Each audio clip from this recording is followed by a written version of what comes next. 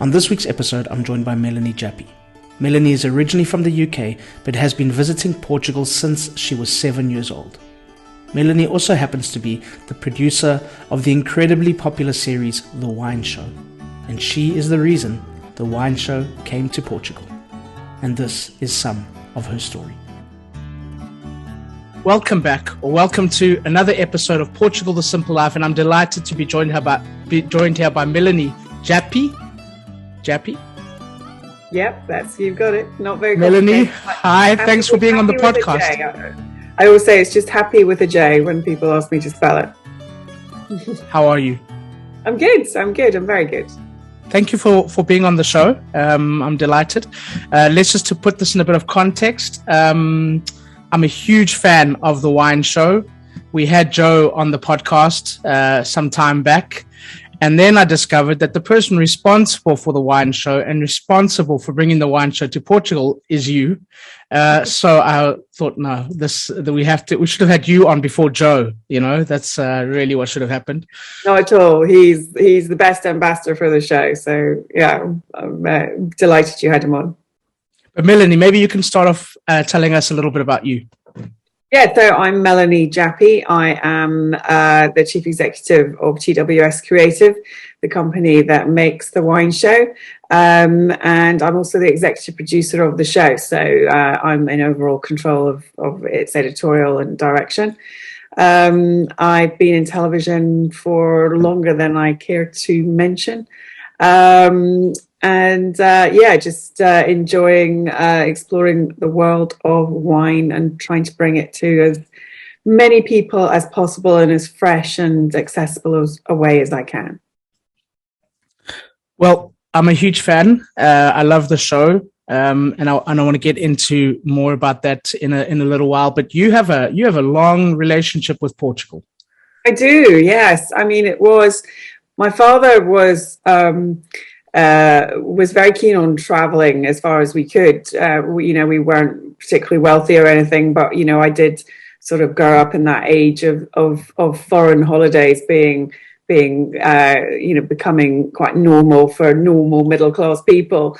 And Portugal was some place that we returned to again and again and again from when I was about 7 years old. So tell you how old I am if I say I think the first time I went to Portugal was 1976. So okay. Not that long after the revolution, really. 2 years.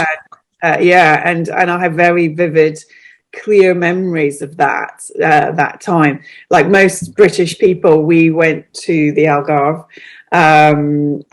but we rented a house in a reasonably out of the way place in a village outside Portimão, which wasn't on not really on the tourist track at that point. I mean, there were already big developments in Valolobo and Vila Moura and places like that, but Dad always liked to explore things that were a little bit more away from it all. And I think he had a real affinity with Portugal because he was from 250 years of fisher people, and although he'd gone to university and become a chemist, he had a great affinity with the sea. And we have many memories of my father sort of taking us out to the end point of Portugal and saying over there is America, and going down to the port to see them bringing the sardines in and us eating sardines off charcoal, which I didn't like very much when I was a kid because of all the bones. And I can remember him getting really cross with me because, I was too used to filleted fish and he liked to eat everything. So, but they're on the whole very, very happy memories of getting sunburned and being in Portugal. Yeah.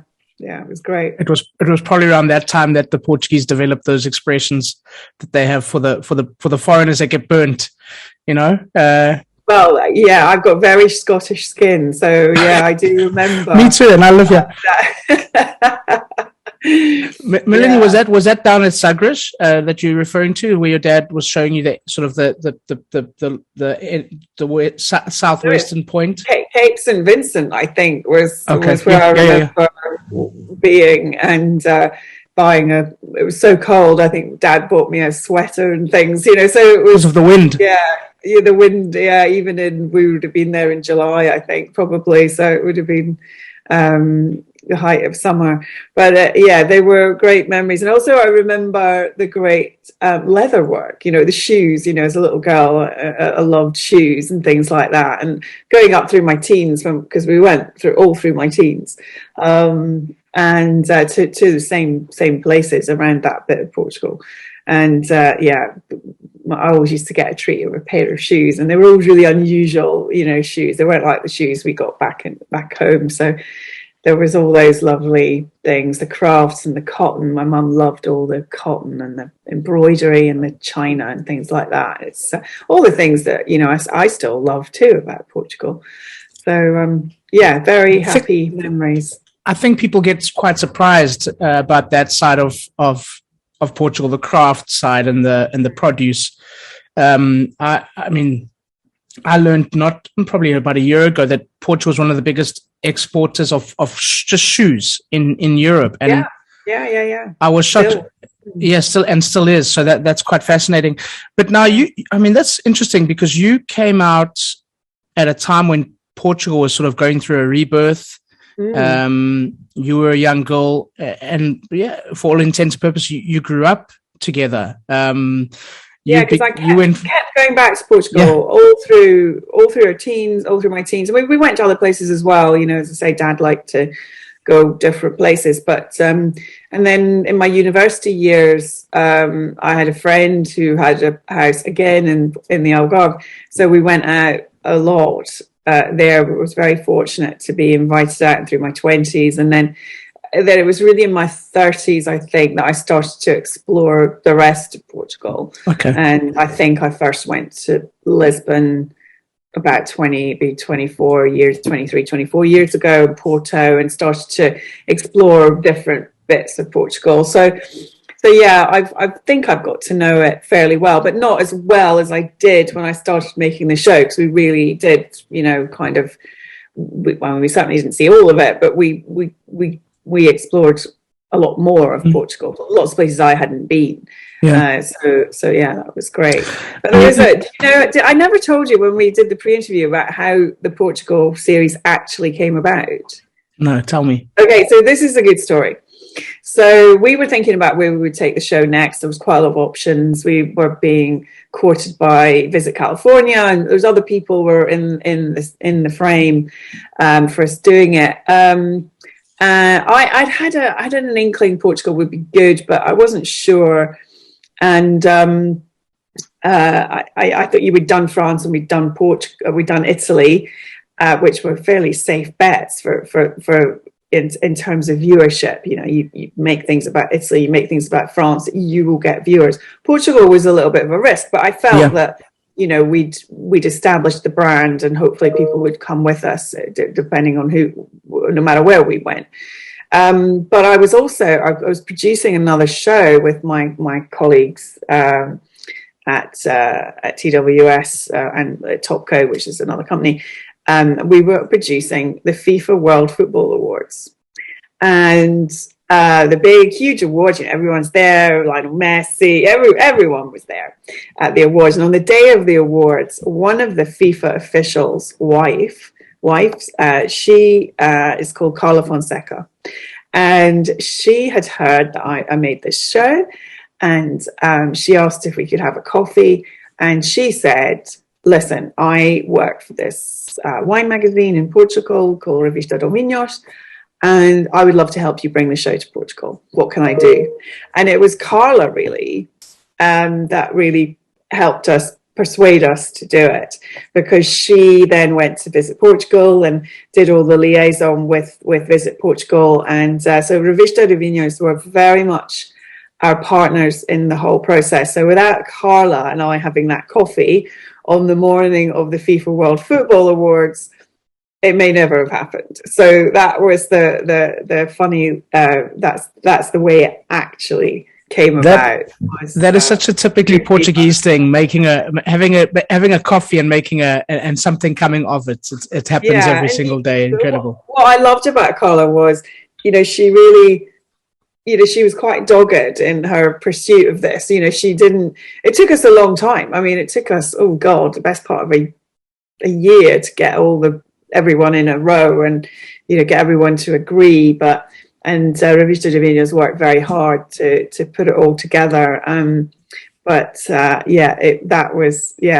always remember that. We're down at the big show was happening on the South Bank at the festival hall, and I was going to be down there from really early in the morning because I was looking after bits of the broadcast, and we met in a coffee shop right next to the festival hall. So yeah, I want to come back to this about the show in Portugal and what it meant for you, but I just want to take one step back, Melanie, if it's okay. How did you see Portugal change and evolve over the years of you coming? Because, like I mentioned, it was a big changing time. 76, just after a massive overhaul. How did you see the country change? Yeah, that's interesting. I mean, okay, I was young, but my memory of it was that Portugal, whilst being quite a unsophisticated country when we went in 76 in terms of some of the infrastructure and ways of life, still had a real refinement about it and an elegance about it, in terms of the design and the architecture and the way public spaces are put together and things like that. But you went out into the countryside and it really felt like you were going back in time. There was still little automation in the farmland. Donkeys were quite normal to see. Older women tended to be always dressed in black. And that was my abiding memory of the 70s and probably into the 80s in Portugal.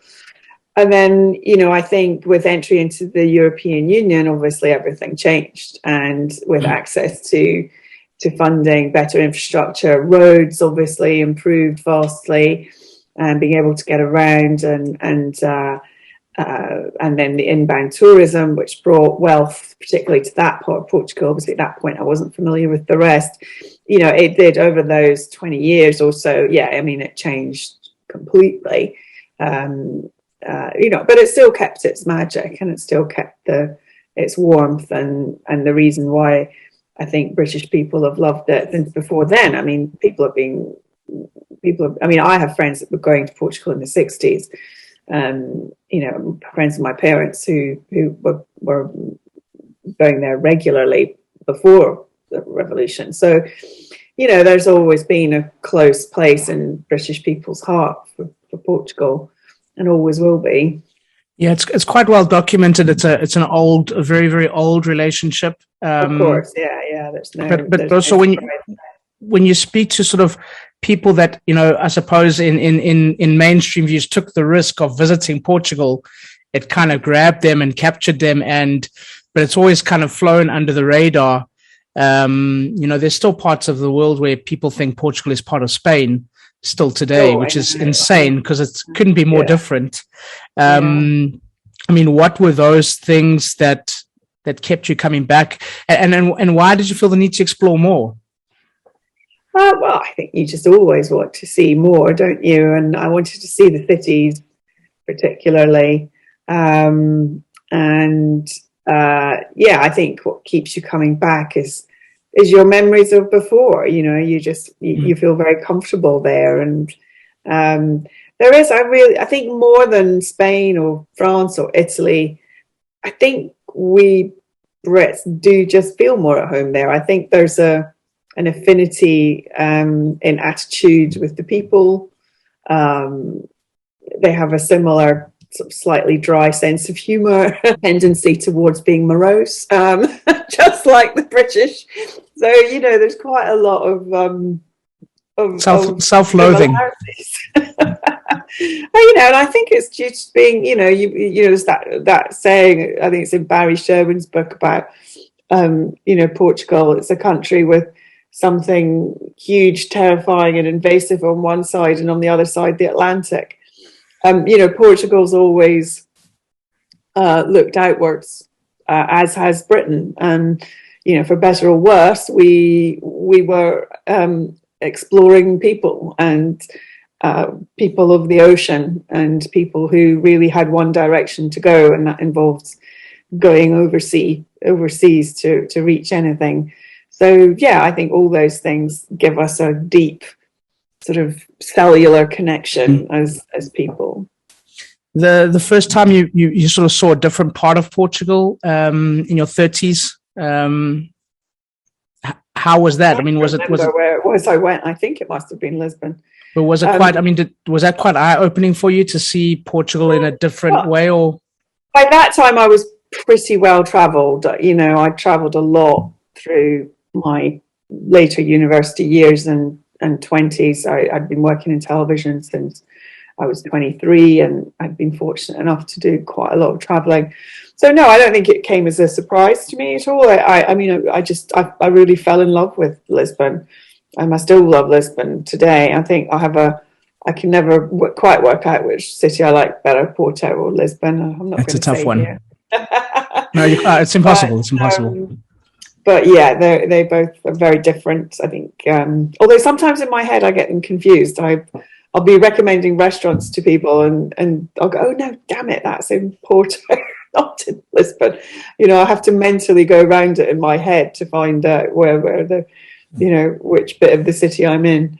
But no, I wanted to see the rest of the country just because, I knew there was more to it than the Algarve, Yeah.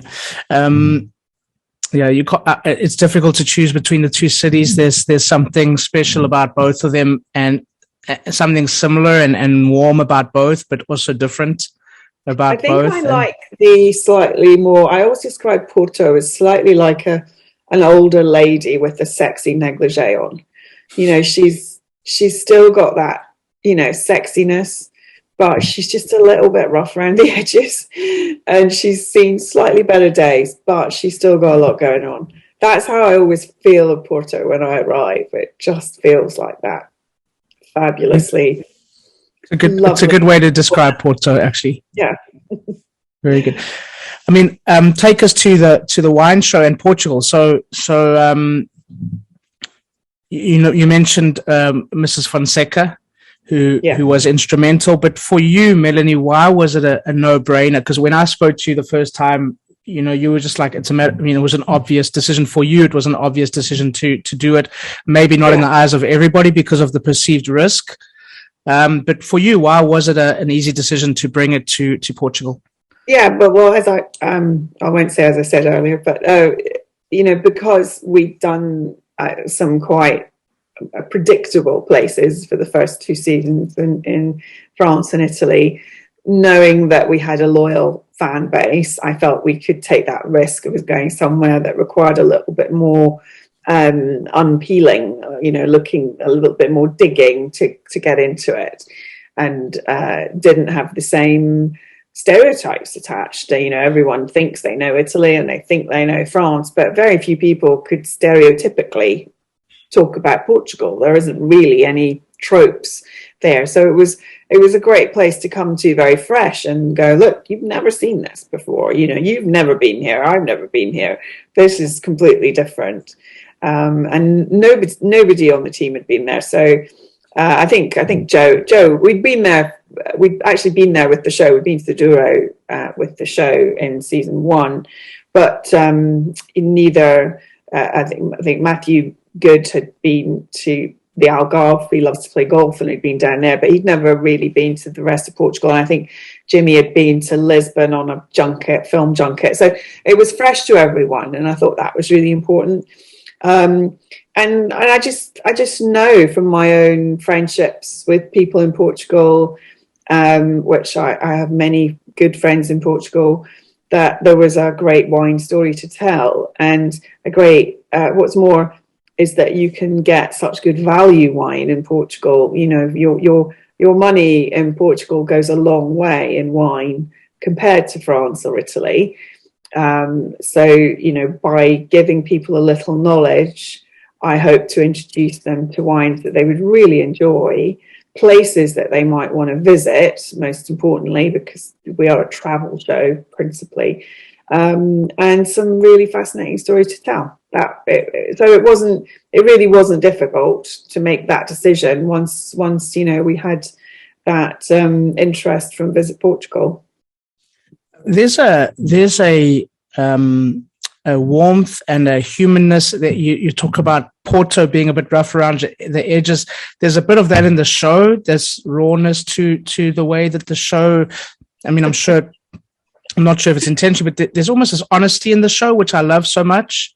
Yeah, sounds like that's the only way to do it, really. I mean, it's never entirely honest. Don't get me wrong. I mean, obviously, it's filmed and edited, and the script. It's not. We don't script. I mean, we script it as much as this is the story we want to tell, but nobody actually gets lines to say. It's like, okay, this is what we want to do, and here's where we are.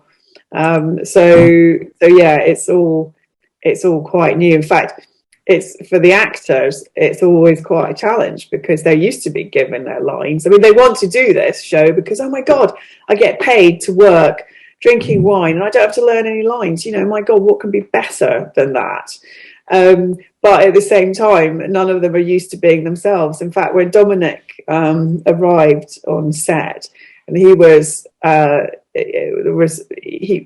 last minute addition to the cast because Matthew Good couldn't come at the last minute, and he arrived at like 2-3, I think it was nearly 3 o'clock in the morning because his flight was delayed getting into Porto. And I waited up for him because we weren't in a hotel, we were staying in Quinta de Noval, and I thought, well, I'll wait up and welcome him. I remember sort of falling asleep on the sofa, and he arrived completely full of beans and ready to go. And I said, look, we'll get some sleep, and your call time's 8 o'clock. Got up, had breakfast, and we chatted a bit about what we were going to do. And I said, right, well, you can come up to the set and everyone's ready. The lights are on, the camera's on, everyone's there, makeup, everyone's ready to go. And the actors walk onto the set and we can just basically do like this. And he stopped at the table that we had set up for the tasting. And he just turned around to James Purefoy and said, so who am I? And James just went, you're you, Dom, you're you. Woo, he said.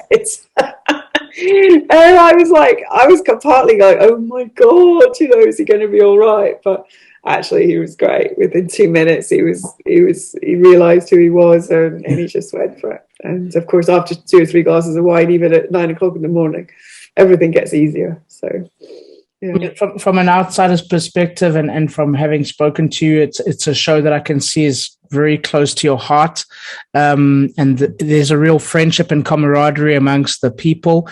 What did it mean to you, Melanie, to have this this relationship with Portugal from a child, and then bringing the show to Portugal? How did that feel?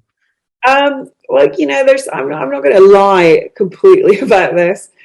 I felt very proud. Obviously, I wanted to do this for Portugal because I did love the country. I do love the country. But they didn't always make it that easy for me. I'm not, as I say, we did have great support from Revista de Vinhos and Visit Portugal. But there are certain elements of the Portuguese mentality which don't make your life very easy.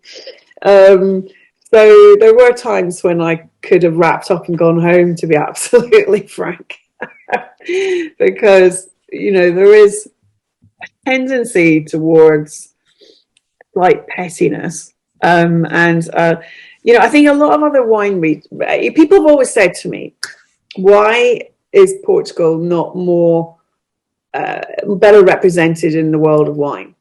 And that was a mystery to me too. But I think I know now what it is. And this is going to be controversial and people aren't going to agree with me, and come fight with me if you want, but this is my experience, is that they don't play well together. People tend to not necessarily want to support one another too well. And if you want to really succeed in either making your region important in wine, or your country important in wine, then you have to understand that a rising tide raises all boats, and you should be happy for your neighbor to be doing well, or to be seen to be being promoted.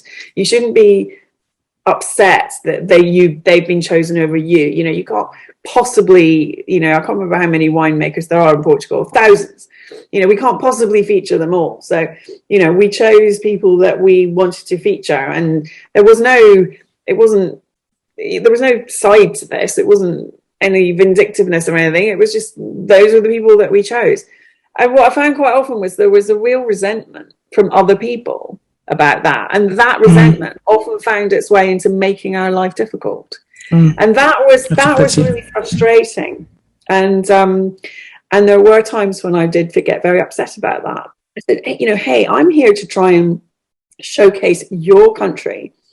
I could have gone anywhere else. You know, I had invitations from other countries. Yeah, we came to Portugal. The least you can do is be happy that your friends or your neighbors being shown on this show. You know, my mission wasn't to get people buying Quinta do whatever wine. My mission was to get people to buy Portuguese wine. And so if they're walking down the supermarket aisle and they pass Spain and they pass Italy and they pass France and they alight on Portugal, I've done my job, right? And it might be your wine that's chosen, it might not be, but you know, the chances are it will be. And so it's all about trying to really move the whole country forward and give the whole country prestige and raise it up and raise the price point, because, you know, the wines are undervalued.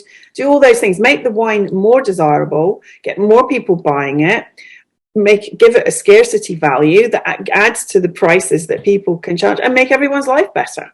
You know, that's ultimately what this is all about. And I found that people kind of didn't quite get that. Now, a lot of people do, don't get me wrong. Particularly up in the Duro, I found a hugely supportive community of people up there, really all work together. And I think that's why Duro has done really well, is that they do really work together there. But other regions, there was real animosity, real people absolutely pissed off that we'd chosen to feature one winery over another. So I've always told people that tribalism doesn't exist in Portugal. Maybe in the wine industry it does. Oh, I think it does. I mean, on the surface, you know, you go to big wine dinners and everyone's, you know, hail fellow, well met, and everyone's, you know, loves it and they're all great. But I think actually when you really, you know, dig down into things, there is a lot of competitiveness, and you know, maybe there's a bit of oversupply, and you know, everyone is fighting for the same markets, so you know, it is tricky. But that's my honest take on it, and I don't want to offend anyone, but that was my experience. And you know, there were times when I actually cried. I remember one day in one region getting in my car and absolutely just weeping, because I felt so frustrated that you know, that these people were being so difficult, and I was just trying to do a nice thing. I genuinely felt I was doing a nice thing, and yeah. So. It's your fault. You've got such an amazing show. Everyone wants to be on it. It's your fault. Well, you know, that's what you think with people are, you know, as I say, there were people who refused to let other people take part, and you know, it was just pathetic. Really. Look, as a person that's made Portuguese home, please don't make the price of wine go up. Yeah, I appreciate that. Well, I don't think it'll go up in Portugal, but you know, it's how you can export it. No, I mean, gosh, I remember going to Ramiro in Lisbon for a friend's 50th birthday. I said, I'll take you to Ramiro, and it was we spent quite a lot of time in Portugal together anyway. And when the bill came, I said, "Oh no, we had 2 bottles of, it was Juan Perez Vino Verde," and he went, "That is the price of 2 bottles." I thought he charged us for 2 glasses. Incredible. I know. You're so lucky. Melanie, I mean, you mentioned how when you first came to Portugal, the road system was sort of not there. You guys wouldn't have been able to do the show that you did without those, the motorways and the road system, because it hasn't been around for a long time. But I mean, just give us sort of a snapshot into where you guys went for the show and what you did. I mean, I want everyone to go watch the show. That's the most important thing, because it's superb. But just give us a little bit of a rundown what you did. Yeah, so at the heart of the show is a road trip that that Matthew Good and James Purefoy go on, and they're set challenges for each episode by Joe Fattorini, and they notionally leave from the Bolsa in Porto, and we chose there because the theme of the road trip was Portugal's history as a country of exploration and discovery. So every little story was about that or tangentially connected to that. So we started off in Lisbon itself, and their mission was to find a wine that told the story of Vindaloo, which is, of course, a Portuguese dish, but many people don't know that connection. Then we went up into the Duro to look at the British relationship with Porto and how that evolved. And we started that at the English Factory House in Porto, went up into the Duro. Then we went to the next challenge was to find a connection to the space shuttle, which involved going to Alentejo. Now, I'm sure you all know why, because you watched the series, but not everyone does know why there's a connection between Alentejo and the space shuttle. Yeah, there is. They use cork to insulate the fuel tanks on the space shuttle, and that cork is from Portugal, which is amazing, really. Yeah. Then we went to Bairrada to look at the whole cod history of how fishing and exploration in that era has created a really interesting part of Portugal's story, and the confrérie of cod fishermen was great fun. Then we went to north to Vinho Verde, which a lot of people think is green wine. It's not. It's because the countryside is lovely and green. We went back to the Duro to look at the story of women of the Duro, and we looked into the story of mine's gone blank for a sec. Dona Ferreira and Dona Antonio Ferreira, and we looked at a kind of it's unfair to say she's the modern Dona Ferreira because she's English, but she's lived in Portugal most of her life. Sophia Bergqvist, who has Quinta de la Rosa, who's quite a formidable person, and where else? I think that's it, isn't it? You did a little bit on the island as well. Well, we did in program 7. We went to the Azores, and we went back to Alentejo to look a bit more at the countryside there, and we went down to Setúbal as well. We saw quite a bit of the country. I mean, by no means all of it, as I say, but. What were some of your highlights, some of the places? Gosh, I mean, I can't get away from loving the Douro. I mean, it's just so perfect as a region, and it's the most beautiful wine region I've ever been to in the world, and I've been to 17 countries now. I just can't get over it. Every time I go, I love it even more. And privately, I've been up even higher, up to the Spanish border up there, and I really do love that, the remoteness up there, and how rocky and bleak and everything it is, and just I love it around there, Caixcoros. And I think the regions that surprised me the most, Alentejo, definitely. I mean, I would definitely promote that, and I have actually suggested it to lots of people to go on holiday there. I think it's really lovely, really interesting. The hotels and restaurants, if you seek them out, are fantastic. It's great driving country. If you enjoy driving, it's beautiful. There's lots to do. So yeah, Alentejo, just gorgeous. Yeah, really, really lovely. What about the wines? Which region surprised you with their wines? Oh gosh, well, they all surprise you in their own way. Genuinely, I'm not just saying that. That isn't me trying to. Yeah, I'm not worried about you. I'm pretty sure you're going to give a blunt answer, so that's okay. No, they all have things that you're astonished at how good they are. I mean, really. I mean, Bairrada is probably the least known region in terms of Britain anyway. I thought the sparkling wines from there were really out of this world, really wonderful. And we were lucky enough to taste with Louis Pateau as well, and taste some of his old vintages that you can't even get anymore. So that was great. I mean, his Rosso from 2000 is one of the best wines I've ever tasted. It's absolutely amazing.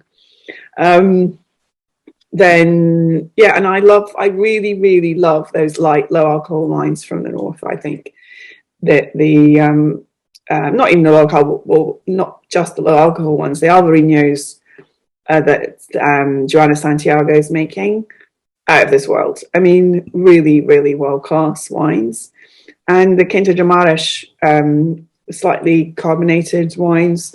You know, it's just the most perfect summer wine. Really is absolutely perfect. And for the price of it, it's just insane. You know, it's just unbelievably good value wines, and they're totally world class. I mean, Duro speaks for itself. You know, I've been fortunate to taste some of the greatest wines. The Duro, they take on any wine from anywhere in the world. They are truly amazing wines, but you know that it does stand on its own in a way in terms of reputation. But I always encourage people to look to wines from other parts of Portugal. I'd really like the wines from the Lisbon region too. You know, there's some great wine being made around there. I mean, really, and that Atlantic breeze that comes in from there and down through those valleys up, 8-10 kilometers in to the areas around Ericeira and places like that. You know, that's they are making some banging wines out of there. I mean, really superb.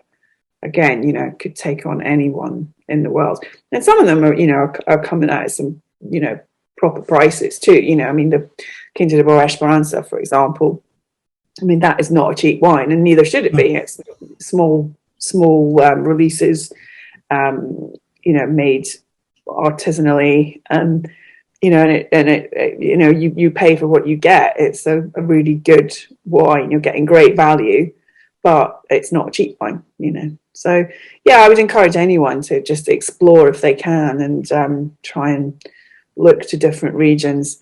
I mean, the wine I think that probably got the biggest reaction in the show was part of it. Was an emotional thing as much as anything. Was when you cried? Yeah, when Jim cried tasting it. And there's a lot of things that go into that. It wasn't just the taste of the wine. It was, it was a beautiful day. We'd had you're out there in that forest, and it's so beautiful, the cork forest, and the cork harvesting going on is such an ancient and beautiful thing to watch, and the heat and the dust and just the sun starting to go down, and you're tasting these wines, and the wines were so beautiful. And James, I just think, you suddenly connect with the experience, you connect with the landscape, you understand what's gone into the creation of this wine. And it is, you're very lucky if you can experience wine in that context with the winemakers, with the people who've put their heart and soul into it. And then when it is beautiful as well, it can be overwhelming. And James is a very sensitive soul. And I think it was just one of those moments when it all crystallized, what this whole industry is about and what it represents, and how that wine is just a window into culture and a window into history and a window into so much about a place. And he started to feel that quite deeply at that moment. It was very sweet. It was genuine, totally genuine. Yeah. Has anybody ever cried on the show before that? No, or since? That was the first. That was definitely a first. Okay, we'll as Portugal, we'll take a victory there, But I agree with you, Melanie. I think I remember one of the earlier episodes of the podcast. I interviewed a winemaker from the Alentejo. It's a winemaker called Lima Maya, and I asked him, what's your favorite type of wine, and he just said he says it changes all the time. It depends on what I'm eating, what I'm doing, what's happened the day, leading up to it. And you speak, there's been such a theme on the podcast so many times with people where they talk about it. It's not about just that one element. It's about all those elements. And so it makes sense. My wife and I, we got married on a wine farm, and it's a wine that had very special significance for our family because my family used to drink it when I was really, really ill in hospital. So we have there's a whole history to it. Yeah. But I mean, let's talk about the other aspect of drinking wine is the food. That's really important in Portugal. You don't ever just sit drinking some wine. You eat as well. There's always something, even if it's just a biscuit. Even if it's just a petit cracker. Yeah. So I mean, for you, from Melanie, who hated those sardines with all the bones on the beach down in the Algarve. I love them now, by the way. Yeah, I mean, well, tell us about some of the food that you enjoy with your wine when you're here. Gosh, I mean, again, I've been so lucky to eat in some really wonderful restaurants in Portugal, and from the sort of really modern take, the great modern new chefs, down to the the much more homely things. Like there's a restaurant in Porto I love called it's the Windmill Salad de Moinhos. And it's got it's just women in the kitchen, and they make those fabulous little codfish fritters and the fish with rice and things like that, which are just so delicious and very homely. And all the way up to, there's a restaurant in Porto called Almeja as well, which I love. So I was about to say Port Lisbon there, but it's not. And then places like Prado and Lisbon. But I think people that they embrace, I think the modern take on Portuguese food is like most places in the world, is looking to what you do really well and embracing that and looking for the great local ingredients and using them to the best of their to showcase those. So there's lots of things come to mind. I mean, it's not a thing to have with wine necessarily, more of the beer, but the special hot dog at that place in Porto, what's it called? I've forgotten the name of it. I always tell people to go there as well. It's a beer house. You all sit at a thing, and it's this little bread with the sausage in the middle and some cheese. God, it's just the best thing in the world. But yeah, there's great food in Portugal. It is a bit more hit and miss than other countries sometimes. It's quite hard to get a vegetable. We did have some of the vegetarian members of the crew did find it a little challenging. It's a challenge sometimes, yeah. And being a vegan is even worse.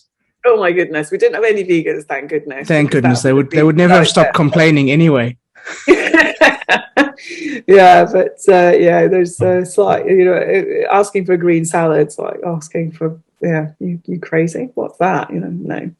Yeah, it depends on the region, because in some of I must say, when I've been to the north, a salad is not considered. It's not but you go down to some of your hotter regions and they'll put a salad down or some nice tomatoes or something, but not in the north. The north, it's heavy. Yeah. No, but we were fortunate to have some great food, and we were entertained absolutely. Kinsid and Naval, who were other, I have to say, were our partners in the whole thing, and couldn't have been more helpful. The whole team at Naval were just amazing, and you consider we were shooting in the middle of vintage as well. I mean, I was kind of scared. I thought we're just going to get there, and they're going to be, it's going to be too difficult. But no, they were just brilliant. They were absolutely fantastic. So you got some good Portuguese hospitality. Fed us beautifully, and to be honest, we mostly, because they were in the middle of vintage and they had their own people to feed, we mostly went and ate in local restaurants. But they did when they did cook for us, it was fantastic. Yeah. Melanie, I mean, the show is wonderful, and I've watched it a number of times because it's so enjoyable. But I mean, what are some of the things that you want people to know about Portugal? I suppose it's not what you think, it's not beaches and seaside everywhere. It does have a deep hinterland, both literally and figuratively. It has an amazing history and resilience, and the people have, they've survived a lot, come through a lot, and come through it with a real sense of independence and uniqueness and distinctiveness, and it's really worth getting to know the people and how they can help you explore. And you'll always find somebody in Portugal who'll help you explore. They're very proud of their country, as they should be, and people are generally incredibly welcoming, and generous. So yeah, get off the beaten track and just get in your car or on your bicycle and explore the back roads and see who you meet, because you won't be disappointed, that's for sure. Well said. I would be remiss not bringing Hector into the conversation. Okay. Hear it, right? It's just so. Finishing off some food.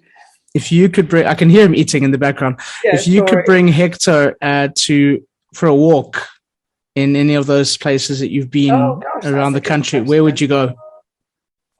Oh, I think you'd have to go up into the high Duro. It would be great to get up there and walk across some of the hilltops. I'm not so keen on walking uphill myself, but once you're up there, it's amazing. So yeah, I think I would take him for a walk in the high Duro. It's a good Portuguese name, Hector. Is it? Well, yeah. There's Hector in Portugal. Yeah, it's the son of Achilles, isn't it? I can't remember the mythological root of the name, but yeah, it's also quite Scottish. So lots of Hectors in Scotland. Wonderful. Melanie, one thing that you want people to remember from our conversation?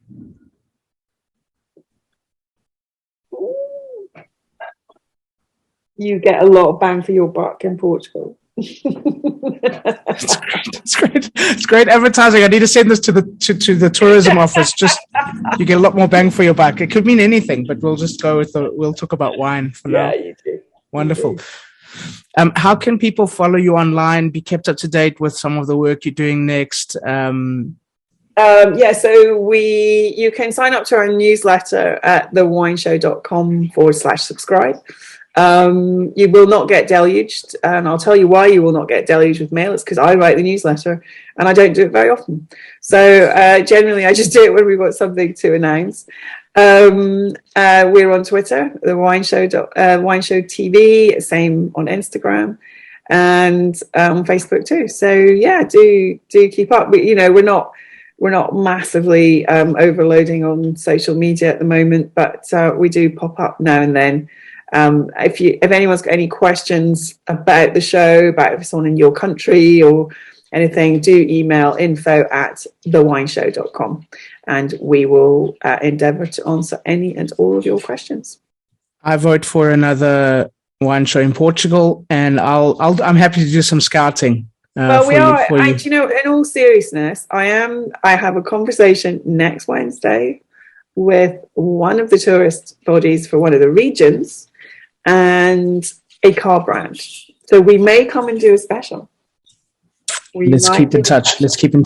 You will be first to know. Awesome. I'm excited. Melanie, a question that we ask all of our guests: Portugal, the simple life. Why? Oh, sun, wine, great food, great people, laid back, fabulous. Yeah, it would be the one place. If I could buy another home, I would probably buy one in Portugal. Yeah. Wonderful. Thank you so much for being on the podcast. You're welcome. And I'm going to let you call it. You know how to do this. I'm going to let you call it. That's a wrap. So thank you once again to Melanie, and thank you to all of you for listening. Please subscribe, share with your friends, give us a thumbs up, and please leave a comment or a review. We'd love to hear from you. And we'll be back next week with a brand new episode. And as we say in Portugal, a nossa. Welcome to the simple life.